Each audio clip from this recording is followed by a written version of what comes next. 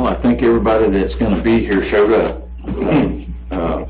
We have, as I said earlier, we have one commissioner whose wife is in the hospital, and he cannot be here tonight. So we'll go ahead and call the meeting to order. It's a special call meeting, and we have the one agenda item, and I'll open it up. Notice if you want to make a remark on it, I think you're good. Okay. Well, then the item before us tonight is kind of a follow-up to the decision that was made last week to move forward with the bond resolution. This is a supplemental bond resolution, and ultimately that's what we'll be considering tonight. So what I'd like to do is to, again, since we last met, some information has been obtained through the market, and I'll ask Andrew Tripp if he would to present first, and then we'll get Tim Woodward to kind of close it out with the legal meaning of all of this. So sure. If you would, Andrew, please. Well, we started the day going into the bond market based on all the things that we discussed last week with the county's bond rating and the structure, with this being a 20-year level debt service kind of deal. We had a couple of tailwinds behind us.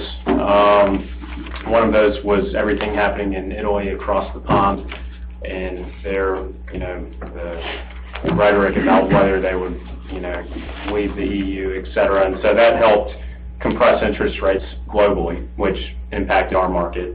And also, really, there hadn't been this kind of bond sold in Georgia yet this year. And what I mean by that is this has been designated bank qualified, which means that if a bank were to hold parts of these bonds, they're able to write off certain things on their balance sheet so they can offer a better interest rate. And because a 20-year bond like this hadn't been sold yet this year, there was a lot of supply as well. So we went out, marketed the bonds. During the marketing, we were able to drop the interest rate even a little bit more during that marketing process. Just so you know, we were around 3.3% about a week and a half ago, and ended up right at 3.08%. So just a hair slightly above 3%. And effectively, there were 14 different buyers on the accounts: Georgia banks, money managers, trust departments, trading accounts, etc. And the net impact of this for these obligations is that 8 GFA loans have been consolidated into one bond. 4 GFA loans will remain. And so the debt service now looks like this. In the dark blue, it's the remaining GFA loans that are either at 0% or in the 2% range. And then this bond here, which is what we sold today in the green, and that's what you are here to prove tonight. This is at an ARB yield or a bond yield of 3.08%. So that effectively is the deal in a nutshell. What it allows is for the authority total payments for all obligations to be $500. It ranges within a range of $5,000, but roughly $530,000 a year. And last year they were right at $800,000. So, and that's detailed in these. The numbers that I just told you these are the repayment schedules only. It doesn't have anything with the rate or any of the accounting treatment. Just here's what the debt service now looks like and when the payments are. So the first schedule is a table with numbers. The second page is the graphical representation of the first page, and then the third page are the actual payments that the bonds will have, which begins January 1st of 2019 and runs semi-annually for 20 years. Okay. All right. Great. Well, this is a follow-up to our meeting from last week. Last week, you all approved a resolution which authorized us to move forward with pricing the bonds. It approved forming a contract with the authority and also approved the bond resolution of the authority that was approved last week with certain parameters, interest rates, principal amount, things along those lines. This resolution basically comes back and approves the final terms.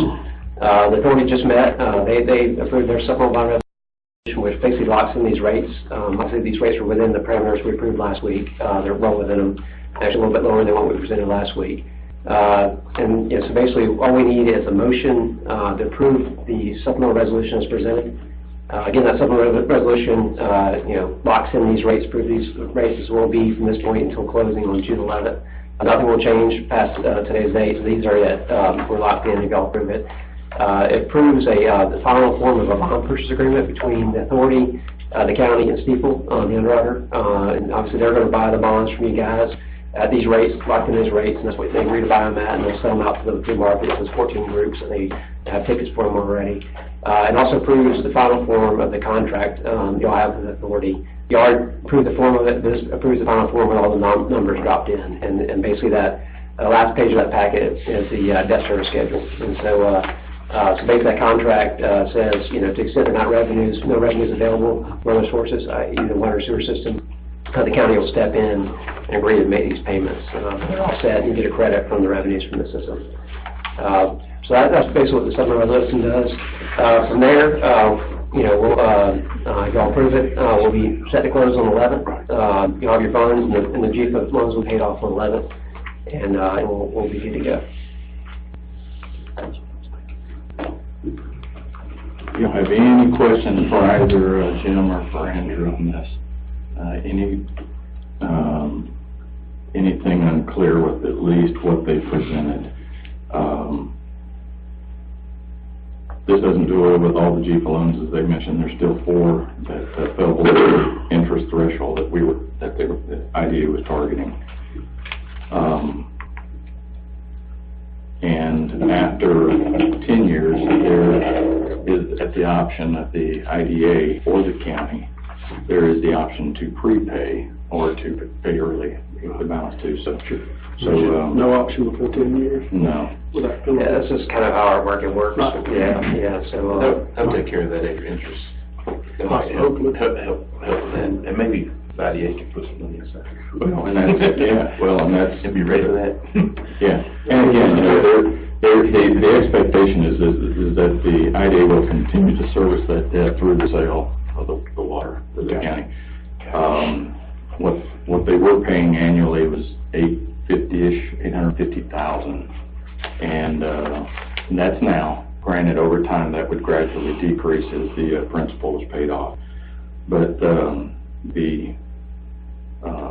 instant relief and the relief for the first probably, and I don't have the breakdown here. It was in what was presented last time. But there's a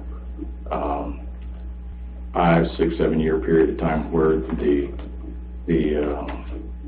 cash flow, the money that's freed up or whatever, is in the area of $200,000 to $265,000 a year. So that's the money that was actually freed up. So if there's any questions that anybody has for these two gentlemen, we'll entertain those now. None?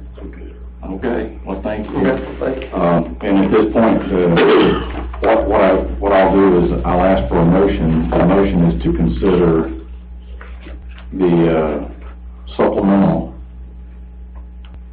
bond resolution as presented. So moved. Second. I have a motion and a second. Okay. Discussion on this. Any comments or discussion? Step on these.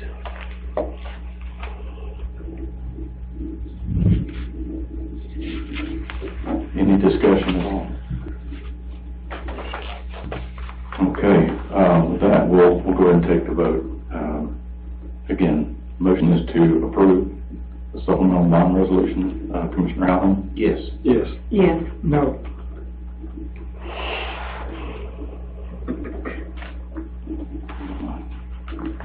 Okay. And if I can ask you just to stay just 1 second, I'll go ahead and close out the meeting, and if we need to sign something or whatever, we can take care of it.